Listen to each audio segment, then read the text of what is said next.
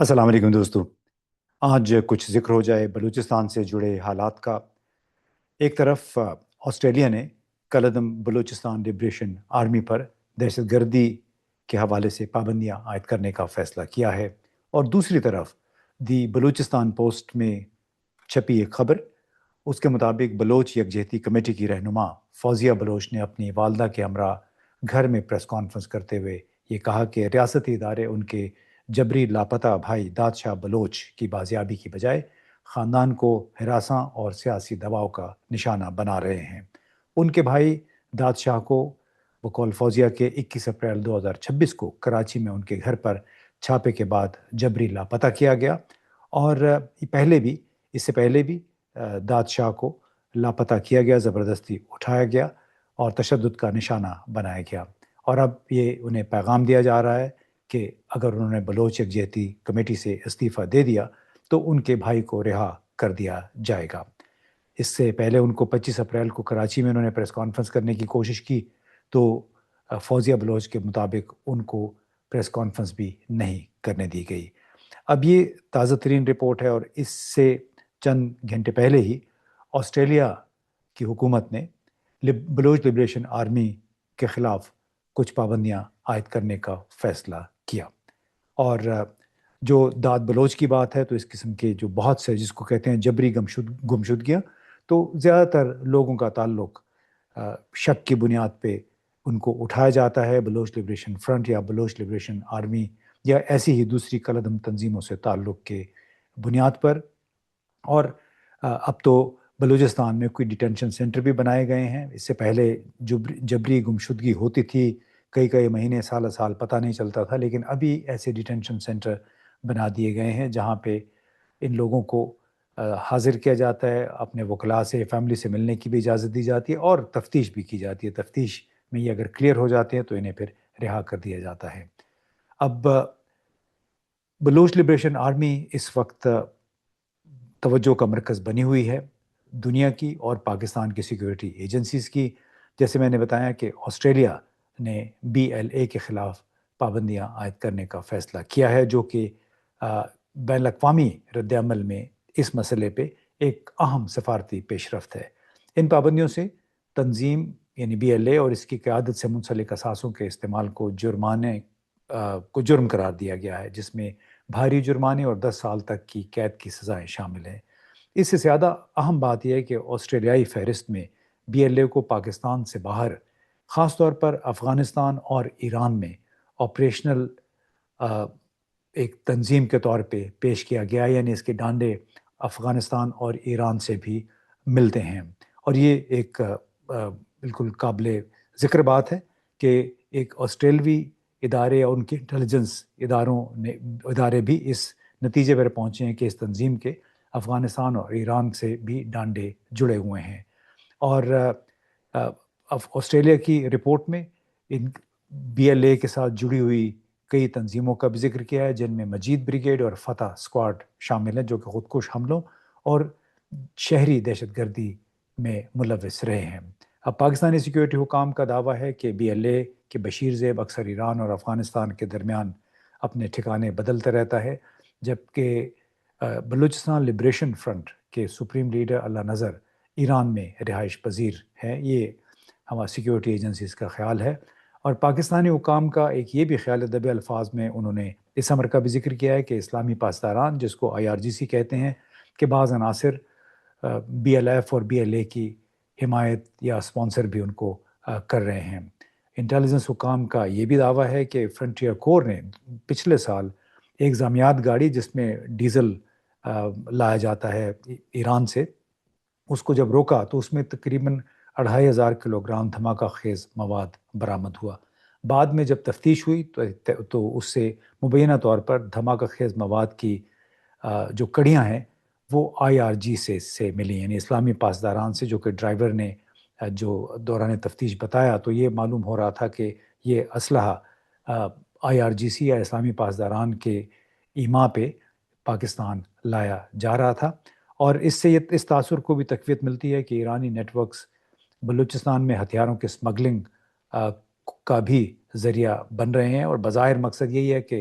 بلوچستان میں انتشار اور عدم استحکام کو ہوا دی جائے۔ یہ اب کس حد تک شبہ درست ہے ہمیں نہیں معلوم، لیکن یہ کم از کم شبہ اور دعویٰ ہے حکام کا۔ اب ایک حال ہی میں کوئٹہ میں بلوچستان میں عسکریت پسندی سے جڑے ہوئے، ان سے نمٹنے والے ایک سینئر فوجی افسر نے یہ بھی بتایا کہ ہمارا خیال ہے کہ بی ایل ایف اور بی ایل اے بنیادی طور پر ایک ہی سکے کے دو رخ ہیں، جن کے مقاصد ایک جیسے ہیں۔ ان کا علاقائی ہیڈ کوارٹر ان کے بقول غالباً امکان یہ ہے کہ وہ متحدہ عرب امارات میں ہے، اور وہیں سے ان تمام گروہوں کی پاکستان میں دہشت گردی کی سرگرمیوں کو ہم آہنگ کیا جاتا ہے، کوآرڈینیٹ کیا جاتا ہے۔ اب سوال یہ پیدا ہوتا ہے کہ یہ جو B L F B L A کے ارد گرد کے حالات ہیں، اس کی ان پہ کیا آسٹریلیا نے جو پابندی لگائی ہے تازہ ترین، یا پاکستان میں ہونے والی دہشت گردی اس پہ کوئی اثر پڑے گا؟ لیکن ایک بات ضرور ہے کہ اس پابندی سے بی ایل اے یا بی ایل ایف یا ٹی ٹی پی کے بارے میں پاکستان کا جو خیال ہے، اس پہ بین الاقوامی اتفاق رائے کی ایک جھلک ملتی ہے۔ یہ پابندیاں پاکستان کی کئی سالوں کی شکایات اور سفارتی جدوجہد کے بعد سامنے آئی ہیں کہ بی ایل اے اور اس جیسے گروہ کی تشدد کو پہلے پاکستان یہ کہتا رہا کہ اس جو کچھ جس تشدد میں ملوث ہوتے رہے، یا جو ان کا ایجنڈا ہے B L F B L A یا ٹی ٹی پی کا، وہ اکثر بیرونی ممالک میں اس کو کہا جاتا تھا کہ یہ ایک نسلی ایک بغاوت ہے، یعنی کسی ایک گروہ کا، پشتون کا یا بلوچ کا، اور ایک بڑے تنگ دائرے سے، تنگ نظر سے اس کو دیکھا جاتا تھا، یعنی کہ یہ اس کے بنیادی مقاصد سب نیشنلسٹ ہیں اور یہ اپنے حقوق مانگ رہے ہیں۔ لیکن اب آسٹریلیا کی حکومت کا فیصلہ جو ہے وہ اس بات کی نشاندہی کرتا ہے کہ زیادہ سے زیادہ تعداد میں اب ممالک بی ایل اے کو سیاسی تحریک نہیں بلکہ ایک بین الاقوامی دہشت گرد تنظیم سمجھ رہے ہیں، جو کہ عام شہریوں، بنیادی ڈھانچے اور غیر ملکی شہریوں کے خلاف منظم تشدد میں ملوث ہے۔ آسٹریلوی وزیر خارجہ پینی وانگ نے ان پابندیوں کا جواز بی ایل اے کے پاکستان بھر میں ہونے والے پرتشدد حملوں کے ریکارڈ کا حوالہ دیتے ہوئے پیش کیا۔ ان پابندیوں کا وقت خاص طور پہ اہم ہے کیونکہ بلوچستان میں اس وقت کئی دہائیوں کے بعد بڑی خطرناک عسکریت پسندی کی صورتحال دیکھنے میں آ رہی ہے۔ مئی 2026 تک، اس سال یعنی جنوری سے مئی کے ابتدائی دنوں تک، بلوچستان اور خیبر پختونخوا دونوں میں دہشت گردی کی جو لہر ہے، اس کی تشدد کی جو لہر ہے، وہ تشویشناک حد تک بلند ہے، جو پاکستان کے سامنے ایک مسلسل ڈبل فرنٹ، دو محاذی سیکیورٹی چیلنج پیش کر رہی ہے۔ حالیہ جو سرکاری اور نجی جائزے، ان سے بھی پتہ چلتا ہے کہ اگرچہ مارچ کے مہینے میں بعض علاقوں میں حملوں کی رفتار یا فریکوینسی میں تھوڑی کمی آئی، مگر حملوں کی مہلکیت اور شدت خصوصاً بلوچستان میں 13 سال میں اب سب سے بلند سطح پہ پہنچی ہوئی ہے۔ یعنی اتنا زیادہ تشدد کے واقعات ہو رہے ہیں کہ جس کو سمجھا جا رہا ہے کہ 13 سال میں اتنی شدت سے یہ واقعات نہیں ہوئے ہیں اس سے پہلے۔ اب بی ایل اے پہلے ایک علیحدگی پسند گروہوں کا ایک ڈھیلا ڈالا نیٹ ورک تھا، لیکن اب ایک باقاعدہ عسکریت ہم آہنگ کوآرڈینیٹڈ عسکریت پسند تنظیم میں تبدیل ہو چکا ہے، جو سیکیورٹی فورسز، چینی مفادات، چین سے جڑے ہوئے جتنے بھی مائننگ میں جو لوگ کام کر رہے ہیں انفراسٹرکچر پہ، ان کے مفادات، ٹرانسپورٹ کے بنیادی ڈھانچے، ریل ٹریک، بجلی کے کھمبے، گیس پائپ لائنیں، اور عام شہریوں کے خلاف اب ہائی پروفائل حملے کرنے کی صلاحیت رکھتا ہے، اور خودکش حملے، بم دھماکے، گھات لگا کر یعنی ایمبوش کرنے والے جو حملے ہیں فوجی قافلوں پر، اور ایسی حکمت عمل انہوں نے اختیار کی ہے کہ جس سے ان کا نام زیادہ دنیا بھر میں آئے۔ جو ہیروف نمبر 1 2025 میں ہوا، اور پھر 31 جنوری 2026 میں ہیروف 2، یعنی یہ دو بڑے حملے تھے جو بی ایل اے نے کیے پچھلے سال اور اس سال 31 جنوری کو، اور جس میں ایک ہی وقت میں کوئٹہ اور بلوچستان کے دیگر مقامات پر متعدد حملے کیے گئے، 13 شہروں میں بیک وقت حملے ہوئے، اور ایک ایسی حکمت عملی تھی جس سے دنیا بھر میں یہ خبر پھیلی کہ وہ پاکستان میں بھی بڑا ایک تشویش پیدا ہوئی کہ یہ لوگ اب کوئٹہ تک بھی پہنچ گئے ہیں۔ اب اس گروہ نے ظاہر میڈیا کے ذریعے بھی اپنا اثر و رسوخ بڑھانے کی کوشش کی ہے، اور وہی اثر و رسوخ جو ہے پھر آپ کو ان کو بین الاقوامی میڈیا نیٹ ورکس میں بھی نظر آتا ہے کہ کس انداز میں یہ اپنا موقف پیش کر رہے ہیں۔ حالیہ برسوں میں چین پاکستان اقتصادی راہداری یعنی سی پیک سے منسلک چینی انجینئرز اور پروجیکٹس خصوصاً گوادر اور بلوچستان کے دیگر علاقوں میں بھی جتنے حملے ہوئے ہیں ان کے پیچھے بھی زیادہ تر بی ایل اے اور پھر بی ایل ایف کے لوگ شامل ہیں۔ اب یہ بھی ذہن میں رکھنا چاہیے کہ آسٹریلیا بی ایل اے کے خلاف کارروائی کرنے والا پہلا ملک نہیں ہے۔ برطانیہ نے کئی سال پہلے ہی اس گروہ کو دہشت گرد تنظیم قرار دیا تھا۔ امریکہ نے 2019 میں بی ایل اے کو عالمی دہشت گرد تنظیم قرار دیا جو بڑے حملوں میں شامل تھا۔ اس میں پاکستانی قونصل خانے پر حملہ تھا، کراچی میں چینی قونصل خانے پر حملہ تھا، اور اس طرح کچھ چینی انجینئرز پہ کراچی یونیورسٹی کے باہر 2 یا 3 لوگ اس میں مارے بھی گئے تھے۔ ٹرمپ انتظامیہ نے اب اگست 2025 میں ایک اور قدم لیا اور اس میں بی ایل اے کو فورن ٹیررسٹ آرگنائزیشن قرار دے کر یہ ظاہر کیا کہ امریکہ بھی اس گروہ کے خلاف ہے۔ پاکستان خود بھی کئی سال پہلے اس تنظیم پر پابندی لگا رکھی ہے، جبکہ چین نے اپنے شہریوں اور پروجیکٹس پر بار بار حملوں کی وجہ سے مسلسل مضبوط بین الاقوامی کارروائی کا مطالبہ کیا ہے۔ لہٰذا اگر دیکھا جائے تو آسٹریلیا کا جو اقدام ہے یعنی بی ایل اے پر پابندیاں، وہ ایک بین الاقوامی اتفاق رائے کی عکاسی کرتا ہے جو بی ایل اے یا دوسری دہشت گرد تنظیموں کے حوالے سے اب دیکھنے میں آ رہا ہے کہ جو پاکستان اتنے عرصے سے کہہ رہا تھا T T P, B L A, B L F کے حوالے سے، اس کو اب پذیرائی حاصل ہو رہی ہے۔ اور دوسرا اس کا جو اہم ترین پہلو ہے جس کا ابھی ذکر میں کرنا چاہتا تھا کہ آسٹریلیا نے جو کہا ہے کہ ان بی ایل اے کے ڈانڈے افغانستان اور ایران سے بھی ملتے ہیں، تو اس میں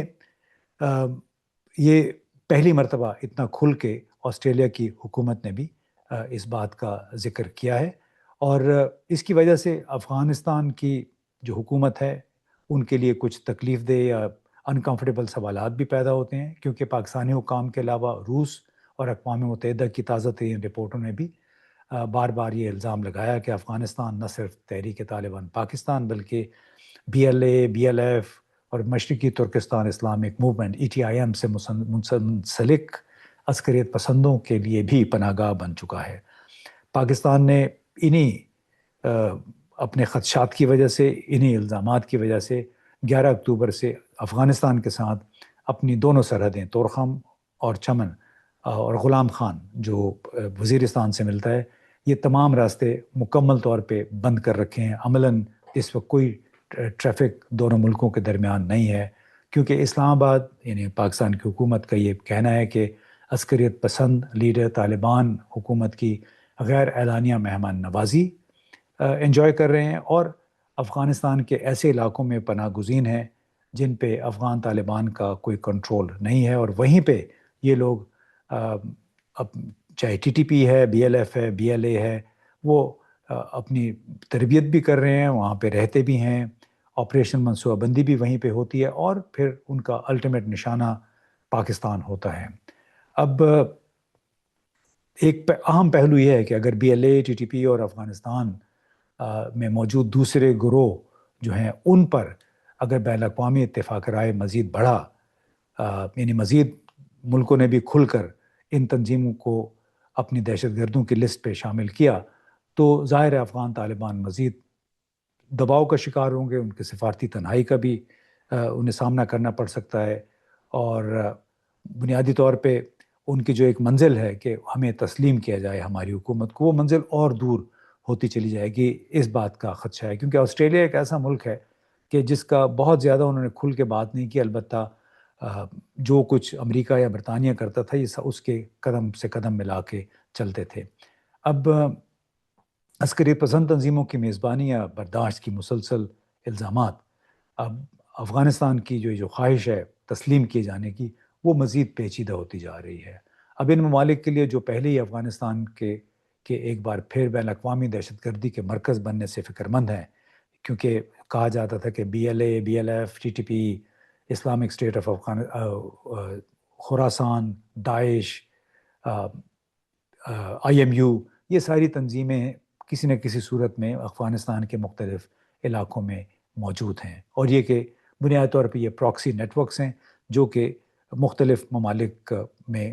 خطرہ بنے ہوئے ہیں وہاں کے امن اور استحکام کے لیے۔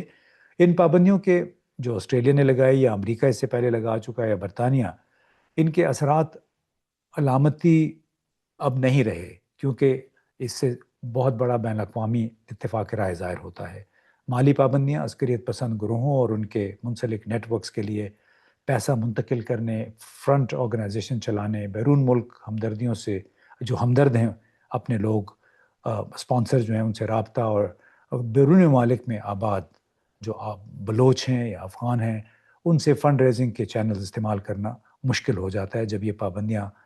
باقاعدہ طور پہ لگ جاتی ہیں، اور کسی کے لیے پھر آسان نہیں ہوتا ان کے مقاصد کے لیے فنڈنگ فراہم کرنا۔ اب ظاہر ہے اس کا مقصد یہ ہے کہ جب اس قسم کی پابندیاں لگتی ہیں تو متعلقہ ممالک کے درمیان اس موضوع کے حوالے سے پھر انٹیلیجنس شیئرنگ یعنی خفیہ معلومات کا تبادلہ بھی زیادہ ہو جاتا ہے، اور اس سے ظاہر ہے جو علاقائی سپورٹ کے نظام ہوتے ہیں ان ملکوں میں، چاہے پاکستان، افغانستان، ایران یا ایران کا جو بلوچستان سیستان صوبہ ہے، وہاں پہ پھر ان کے لیے سروائیول مشکل ہو جاتا ہے۔ اور ایک بات البتہ ضرور ہے کہ